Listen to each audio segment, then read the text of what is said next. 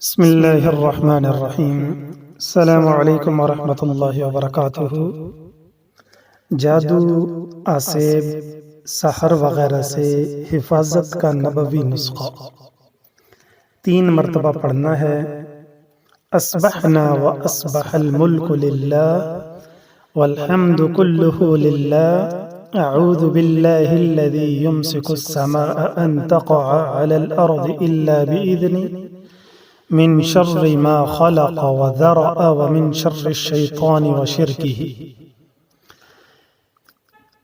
حضرت عبداللہ بن عمر بن عاص رضی اللہ تعالی عنہ سے آپ صلی اللہ علیہ وسلم نے فرمایا، اگر تم نے اس مذکورہ دعا کو 3 مرتبہ صبح کے وقت پڑھ لیا تو شام تک شیطان، کاہن اور جادوگروں کے ضرر سے محفوظ رہو گے۔ تو مختصر سی دعا ہے، اس کا اہتمام فرمائیں۔